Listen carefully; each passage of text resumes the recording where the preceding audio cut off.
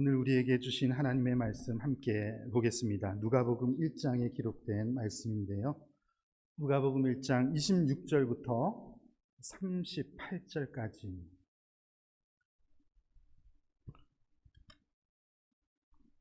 누가복음 1장 26절부터 38절 우리 같이 읽어보겠습니다. 여섯째 달에 천사 가브리엘이 하나님의 보내심을 받아 갈릴리 나사렛이란 동네에 가서 다윗의 자손 요셉이라 하는 사람과 약혼한 처녀에게 이르니 그 처녀의 이름은 마리아라. 그에게 들어가 이르되 은혜를 받은 자여 평안할지어다. 주께서 너와 함께 하시도다 하니 처녀가 그 말을 듣고 놀라 이런 인사가 어찌함인가 생각하매 천사가 이르되 마리아여 무서워하지 말라. 내가 하나님에게 은혜를 입었느니라. 보라 내가 잉태하여 아들을 낳으리니 그 이름을 예수라 하라. 그가 큰 자가 되고 지극히 높으신 이의 아들이라 일컬어질 것이요 주 하나님께서 그 조상 다윗의 왕위를 그에게 주시리니 영원히 야곱의 집을 왕으로 다스릴 것이며 그 나라가 무궁하리라. 마리아가 천사에게 말하되 나는 남자를 알지 못하니 어찌 이 일이 있으리이까. 천사가 대답하여 이르되 성령이 내게 임하시고 지극히 높으신 이의 능력이 너를 덮으시리니 이러므로 나실 바 거룩한 이는 하나님의 아들이라 일컬어지리라. 보라 내 친족 엘리사벳도 늙어서 아들을 배었느니라. 본래 임신하지 못한다고 알려진 이가 이미 6달이 되었나니 그저 하나님의 모든 말씀은 능하지 못하심이 없느니라. 마리아가 이르되 주의 여종이오니 말씀대로 내게 이루어지리라 하매 천사가 떠나가니라. 아멘. 대강절 마지막 주일, 오늘은 하나님의 본체이신 성자께서 어떻게 세상에 오셨는가, how의 문제를 가지고 말씀을 나누겠습니다. 지난 주일에 우리는 그분이 누구신가에 관한 본질에 대해서 질문을 하면서 그분은 하나님의 형상이십니다. 그렇게 답했죠. 보이지 않는 하나님의 드러내신 형상, 예수님. 자, 그렇다면은 하나님은 그 일을 어떻게 완성하셨는가? 어떤 방법으로 그 일을 가능하게 하셨는가? 이것이 우리의 질문입니다. 자, 오늘도 우리가 예배를 시작하면서 우리 교회가 믿는 바 신앙 고백을 함께 하겠습니다 하며 사도신경을 예배를 시작하며 고백했는데요. 그 중에서 성자 예수님에 관한 고백을 그는 성령으로 잉태되어서 동정녀 마리아에게 나셨습니다. 그렇게 함께 고백하셨죠. 우리가 그렇게 고백했습니다. 우리 교회가 고백하는 바 하나님의 본체이신 성자께서 사람의 몸으로 이 땅에 오신 과정은 성령에 의한 잉태이시며 그래서 동정녀, 즉 남자를 알지 못하는 처녀의 몸을 통해서 태어나신 우리가 아는 생물학적 이론으로는 설명하기가 거의 불가능한 그런 내용입니다. 하지만 이 하나님의 방법이 아담과 하와가 인류의 첫 범죄를 저질렀을 때, 첫 범죄가 세상에 들어왔을 때 이미 계시해 주신 하나님의 지혜이시고 하나님의 계획이시라는 사실은 인간이 설명하기가 꽤나 어려운 이론임에도 불구하고 믿음으로 받아들일 수 있는 근거가 됩니다. 창세기 3장에는 이렇게 기록하고 있습니다. 내가 너로 여자와 원수가 되게 하고 내 후손도 여자의 후손과 원수가 되게 하리니 여자의 후손은 내 머리를 상하게 할 것이요 너는 그의 발꿈치를 상하게 할 것이니라 하시고, 성경은 인류를 죄로 몰아넣은 원수 사단의 머리를 깨뜨릴 메시아가 여자의 후손으로 오실 것이라고 말씀하고 있습니다. 여기에서는 다윗의 후손으로가 아니라 여자의 후손, the offspring of woman, 여자의 후손으로 그분이 등장하실 것이다, 그렇게 표현하고 있습니다. 어떤 부부의 자녀가 아니라 한 여자의 자녀로 그렇게 오실 것이다. 그분이 하나님 나라를 침범한 너의 머리를 깨뜨리고 승리하실 것이라는 이 복음을 우리는 하나님께서 세상에 알려주신 복음의 계시, 그 처음이라고 우리는 표현합니다. 그래서 우리는 이것을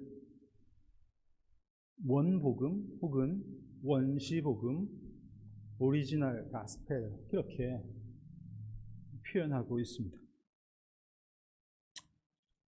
복음은 신앙이라는 것이 필요한 현대인들이 만든 것이 아니고, 복음은 사람들이 말하는 것처럼 2000여 년 전에 인간 예수에 의해서 창시된 것도 아니고, 복음은 사단이 하나님의 나라를 침범했던 그 사건의 현장에서 이미 선포된 하나님의 계획이심을 여러분들이 믿고 고백하시기를 간절히 소망합니다. 여자의 후손으로 오실 메시아는 오실 메시아를 예언하던 그런 선지자에 의해서도 반복되어 선포되었습니다. 이사야서 7장에 기록된 것처럼 그러므로 주께서 친히 징조를 너희에게 주실 것이라. 보라, 처녀가 잉태하여 아들을 낳을 것이요.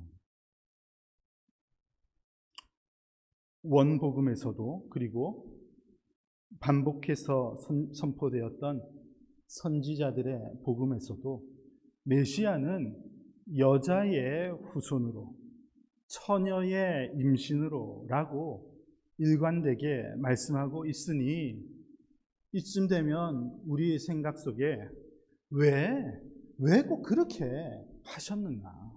왜 그렇게 오셨는가? 사람들이 다 이해할 수 있는 방식으로 오시지 않고 왜 그렇게 이해하기 어려운 방법으로 오셨는가? 궁금하지 않을 수 없습니다. 여러분들에게 그리스도의 비하와 승귀라는 개념이 익숙하십니까? 제가 가끔가다 설교할 때는 조금 쉬운 표현으로 그리스도의 낮아지심, 그리스도의 높아지심이라고 표현하기도 하죠. 가만히 계셔도 영원히 높으시고 완전하신 그 하나님께서 사람의 몸으로 세상에 오신 것을 그리스도의 낮아지심, humiliation, 그렇게 표현하고, 그분이 변함없으신 하나님이시기 때문에 그분은 죽음을 이기시고 부활하시고 승천하셨습니다. 그리스도의 높아지심, exaltation, 그렇게 표현을 하고 있습니다. 왜 하나님은 가만히 계셔도 가장 영화로우신 분이신데 낮아지셨다, 높아지셨습니다. 자랑하시는 겁니까? 그렇게 하실 수 있다고?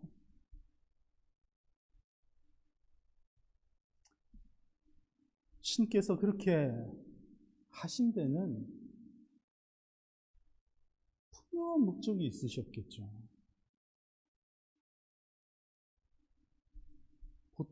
보통 목적이 아닐 것입니다. 그렇게 하신 것 오직 한 가지 이유입니다. 인생을 사랑하시는 하나님께서, 세상을 사랑하시는 하나님께서 세상을 그처럼 사랑하셔서 우리를 구원하시기 위해 그리스도께서 낮아지시고 그리스도께서는 높아지셨습니다. 뭐 하시기 위해서라고요? 우리를 구원하시기 위해서 그리스도께서 그렇게 하셨습니다. 이 개념을 속량이라고 표현하죠. 성경에서는 속량, 값을 치르고 종을 샀다는 말입니다. 값을 치르고 그를 자유하게 했다는 말입니다. 속량하시기 위해서 주님께서 낮아지시고 높아지셨습니다. 우리 고린도후서 5장 21절을 같이 한번 읽어볼까요? 고린도후서 5장 1절 말씀입니다. 같이 읽겠습니다. 하나님이 죄를 알지도 못하신 이를 우리를 대신하여 죄로 삼으신 것은 우리로 하여금 그 안에서 하나님의 의가 되게 하려 하심이라. 아멘. 하나님의 의가 되기에는 이제 전혀 가능성이 없는 그런 인생을 다시 하나님의 의의 기준에 합당하게 하시기 위해서 예수님을, 죄를 모르시는, 죄와 관계없으신 그 예수님을 죄가 되게 하셨다. 그렇게 성경은 표현하고 있습니다. He made him to be sin who knew no sin. 그분은 죄라는 것을 알지도 못하시는 분이신데 그분을 죄가 되게 하셨다. 죄 없으신 이를 죄인의 값을 치르는 죄 덩어리가 되게 하셨다. 그렇게 설명하고 있습니다. 여러분들도 알고 계시죠? 양과 염소의 피가 사람의 죄를 씻을 수가 없습니다. 그럴 수 있다고 생각하시는 분은 없으시죠? 그렇게 우리의 죄의 문제가 해결되지 않습니다. 어디 봉사활동 열심히 하는 것으로 죄 문제는 해결되지 않습니다. 여러분 사회에 공헌하며 사십니까? 기부 좀 하십니까? 그런 것으로 여러분의 죄의 문제가 해결되지 않습니다. 마음을 좀 좋게 먹고 사십니까? 그걸로 죄의 문제는 해결되지 않습니다. 심지어 오늘 이 자리에, 예배의 자리에 참여했다는 것으로 매일 이 자리에 나오고 있다고 해서 그것으로 죄의 문제가 해결되지 않습니다. 착각하지 마세요. 그런 행위로 죄사함의 문제는 해결되지 않죠. 죄의 값을 누군가가 치루어야 해결됩니다. 죄사함을 위해서, 그래서 우리와 똑같은, 그러나 우리의 죄값을 치르기 위해서 죄가 없으신 이가 필요했던 것이죠. 즉 우리를 대신할 제물이 되시기 위해 하나님은 사람의 눈으로 세상에 오신 것입니다. 히브리서 4장 15절은 이렇게 증언하고 있습니다. 우리에게 있는 대제사장은 우리의 연약함을 동정하지 못하실 이가 아니요 모든 일에 우리와 똑같이 시험을 받으신 이로되 죄는 없으십니다.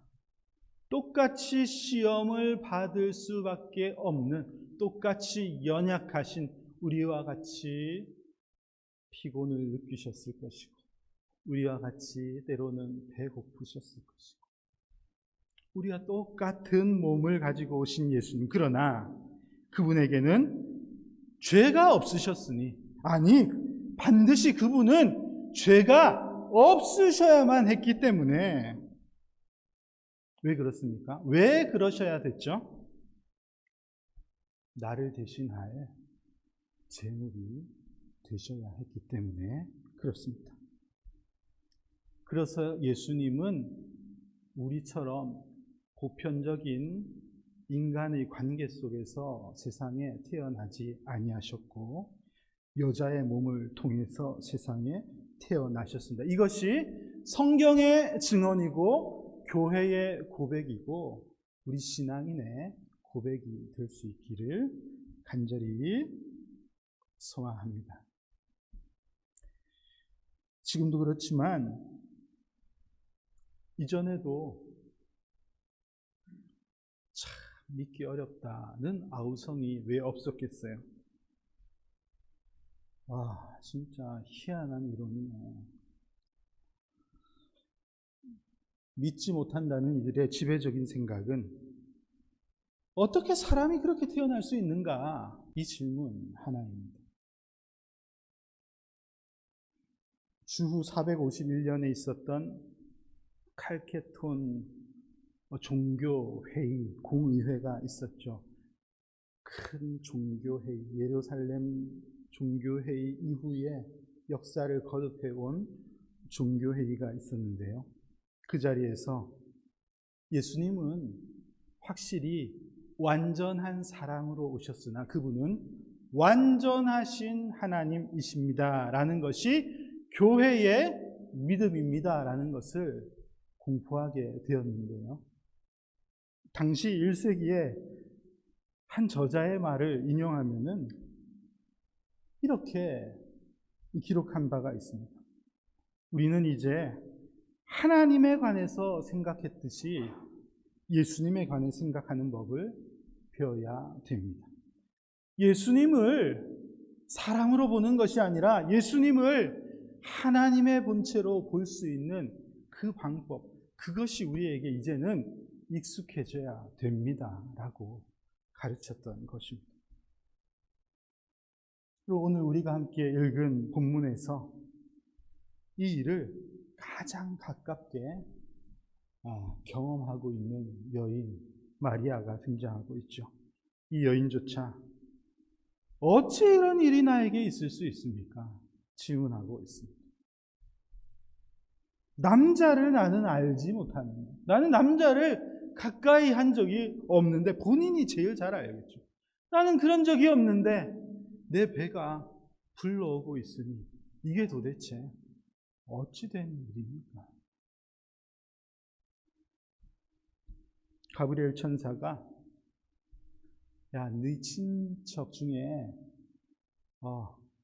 배 부르지 못해서 임신하지 못했던 엘리사벳이 하나님께서 도우셔서 임신한 것 지금 보지 않느냐? 그런 하나의 예를 등장해서 가르쳐 주시기도 했지만 천사가 알려주시는 그보다 확실한 대답은 37절을 통해 제시했다고 믿습니다. 뭐라고 말하고 있죠? 대저 하나님의 모든 말씀은 능하지 못하심이 없느니라. 천사의 답은 사실 이것입니다. 하나님의 말씀 중에 능치 못할 일이 없으시다. 하나님의 말씀은 능하지 못하심이 없으심을 믿음으로 고백하며 여자의 후손으로 오신 예수님, 그렇게 오셔야만 했던 예수님을 믿고 고백할 수 있는 우리 교회 모든 성도님 되시기를 간절히 축복합니다. 한 주간 이 여자의 후손에 관해서 말씀을 준비하면서 그래, 우리 교회가, 우리 성도들이 이 여자의 후손, 처녀의 몸으로 오신 예수님, 동정녀 마리아의 몸을 통해서 오신 예수님을 믿고 고백하는 것, 이거 너무 중요한 것이지. 이 믿음이 있어야 되지.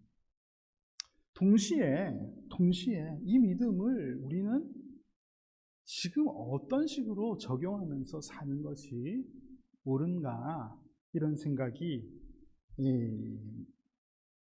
있었습니다. 왜냐하면, 왜 그런 생각을 했냐면, 이 여자의 후손이라는 것이 등장하는 창세기 3장의 말씀을 보면은 이것이 분명히 이후에 있을 어떤 싸움, 어떤 전쟁에 관한 것, 그리고 그 싸움에 반드시 승리가 있을 것에 대한 메시지가 복음에 기록되어 있기 때문에 그렇습니다. 내가 너로 여자와 원수가 되게 하고 너의 후손도 여자의 후손과 원수가 되게 하리니 여자의 후손은 내 머리를 상하게 할 것이요 너는 그의 발꿈치를 상하게 할 것입니다. 이 원복음 안에는 여자와 원수, 여자의 후손과 너의 후손, 원수의 후손도 등장하고 있습니다. 뱀으로 등장한 사단, 그죠?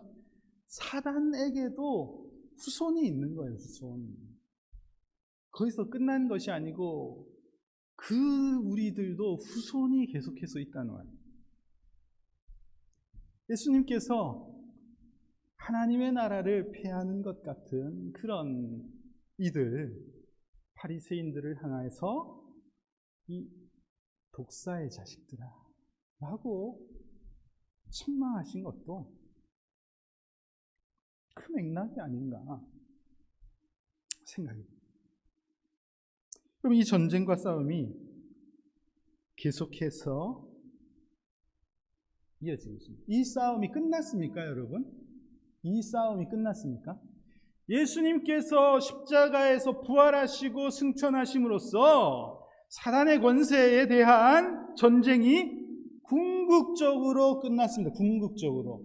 예수 그리스도를 아까도 우리가 찬양하면서 고백했던 것처럼 예수님이 승리하신 왕이 되시죠. 이 전쟁은 끝이 난 궁극적으로 완성된 전쟁이에요. 그러나 아직까지 완성되지 않았습니다. 참 이상한 개념이죠. 그러나 하나님의 나라를 우리는 그렇게 표현할 수밖에 없어요. 이미 완성된 하나님의 나라, 그러나 아직까지 완성되어 가고 있는 하나님의 나라를 우리가 살고 있는 거예요. 그렇기 때문에 이 전쟁은 끝이 났지만, 완성되었지만 여전히 전쟁이 치루어지고 있는 현장을 살아가고 있는데 그 전쟁이 지금 더욱더 마지막이 되면 될수록 거세어지고 있다는 것입니다. 그렇다면 이 싸움을 여전히 싸워야 할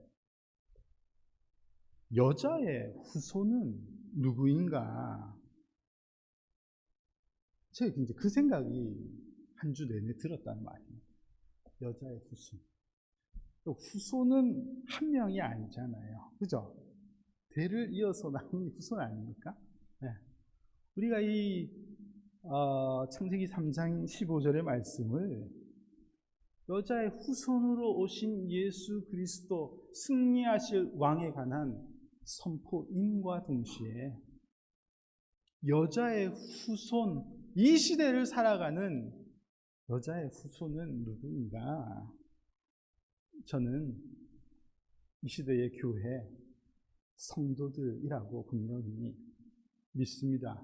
신랑 되신 예수님을 기다리며 순결한 신부로서 마지막 때를 지켜야 할 교회, 바로 성도들이죠.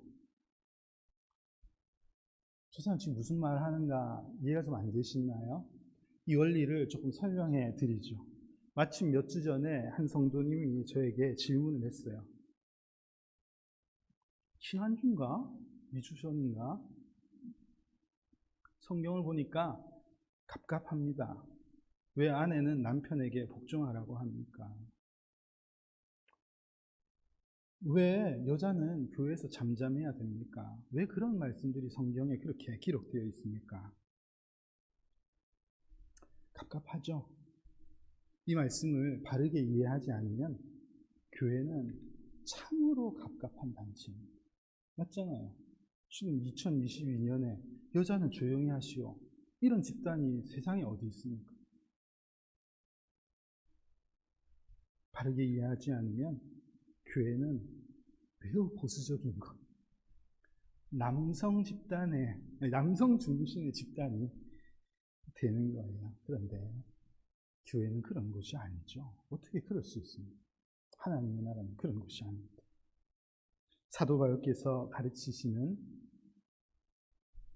남자와 여자, 남편과 아내에 대한 교훈은 1차적으로 그리스도와 교회의 관계 속에서 이해하는 것이 옳습니다. 그래서 에베소 교회를 향해서 아내들아 남편에게 복종해야 돼. 이런 말씀을 한참 하신 후에 뭐라고 하십니까? 에베소서 5장에서 제일 끝에 이렇게 표현하고 있습니다. 이 비밀이 크도다. 나는 그리스도와 교회에 대하여 말하노라. 사실은 내가 지금까지 얘기한 것에 비밀이 숨겨져 있는데 이 비밀이 뭐냐 하면은 내가 그리스도와 교회에 대해서 말하고 싶었던 거야. 이렇게 설명해 주시는 거죠. 그리스도는 남편, 교회는 아내. 그래서 완성된 하나님 천국에 관한 계시록의 말씀은 그것이 어린 양, 예수, 어린 양의 혼인잔치이다. 이렇게 말씀하고 있는 것이죠. 신랑 그리스도와 신부 교회가 마침내 만나는 곳이 하나님 나라의 완성이 될 것임을 믿으시기를 바랍니다. 여러분, 그렇기 때문에 바로 교회가 이 마지막 때에 끝까지 싸워야 할 여자의 후손이라고 저는 분명히 믿습니다. 어제 새벽까지 우리가 새벽 본문이 다니엘서를 읽었어요. 다니엘서는 구약의 위치에 있는 계시록의 말씀이다. 그렇게 표현할 수가 있겠습니다. 신약 성경에 보면 요한계시록이 있죠. 구약 성경에서는 다니엘서를 통해서 세상의 마지막 때가 어떠할 것이라는 것을 아주 바르게 가르쳐 주십니다. 마지막 때에 특히 다니엘서에서 가르쳐 주시는 것은 환란이 있을 것이다. 특별히 그 환란의 핵심적인 내용은 교회의 핍박, 믿음을 가지고 사는 것이 어려워지는 현상, 이것이 있을 것이다. 그것이 있을 것이지만 분명한 마지막 때가 있다. 그것이 영원한 것이 아니라 종료되는 하나님의 정한 때가 있다는 것이 다니엘서를 통해서 가르쳐 주신 마지막 때에 대한 메시지예요. 그런데 이 다니엘서를 보면은 다니엘이 이 환상을 보기 전에 얼마나 마음이 힘이 들고 어려웠는지 밥을 3주, 3주죠. 3주 동안 밥을 먹지 않고 기도합니다. 새끼도 못 굶잖아요, 여기는. 3주를 그만큼 마음이 힘든 거예요. 너무 괴롭게 있어서 뭘 먹을 마음이 하나도 없었던 다니엘이 기록되어 있습니다. 왜 그랬냐면요. 왜 다니엘이 그렇게 밥맛이 없었냐면 다니엘이 그 환상을 받았던 시기는 이스라엘이 포로 생활을 다 마치고 이제 예루살렘으로 복귀한 이후입니다. 예루살렘으로 포로 생활이 끝나고 이제 예루살렘으로 돌아가서 너희들의 성전을 다시 짓고 너희들의 원래 모습을 회복하고 살아라. 그 고레스 왕이, 페르시아 왕이 그렇게 자유를 선포해 줬는데 그로부터 3년, 4년 시간이 지났음에도 불구하고 성전의 회복이 이루어지지 않았던 시기. 다니엘이 그 상황에서 밥맛이 없는, 회복이 일어나지 않는 여전히 회복이 일어나지 않고 뭐 하고 있습니까? 돌아간 이스라엘 백성들이 자기 집 짓기에 급급했어요. 하나님의 성전을 지으라고 돌아간 그 백성들이 자기 집 짓고 삐까번쩍하게 살고 싶고, 그런 모습을 보면서 다니엘이 속이 상하고, 이게 도대체 어떻게 된 일인가? 여러분, 이 시대의 모습, 마지막 때의 모습이 꼭 그와 같습니다. 마지막 때에 더 믿음을 가지고 사는 것이 힘들어질 것이고, 교회가 회복되는 것이 점점 더 어려워지는 그런 시대. 신앙을 전수하는 것이, 복음을 전하는 것이 더 힘들어지고 교회가 핍박을 받는 그런 시대. 마지막 시대의 모습, 지금도 그렇고 점점 더 그렇게 되어 갈 것인데, 그런데 교회는 자기 배 불리는데 급급한 거예요. 성도들이 교회의 회복, 이럴 때일수록 마지막 때를 잘 준비하고 아름다운 신부의 모습으로 살아갑시다. 그렇게 신앙을 회복하지는 않고 다 자기 먹고 사는 거에 빠져 있다, 이 말입니다. 그게 마지막의 모습이에요. 지금 우리의 모습 아닙니까?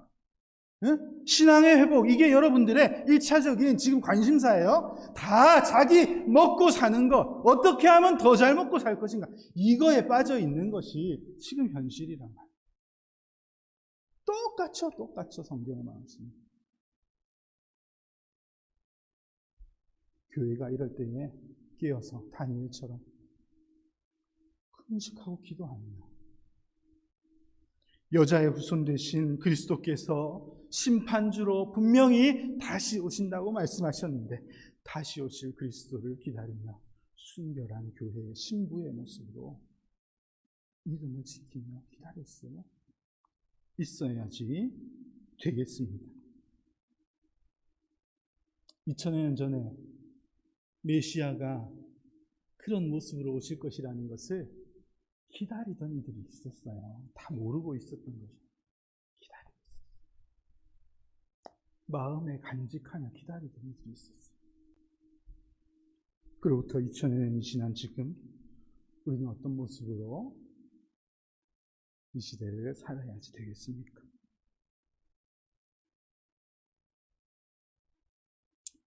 여러분, 요한계시록 성경의 제일 마지막을 읽어보신 적 있으세요?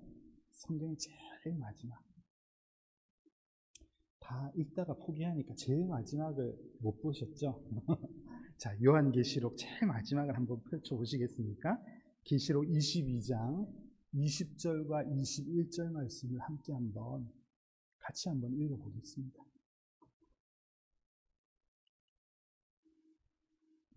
함께 읽겠습니다.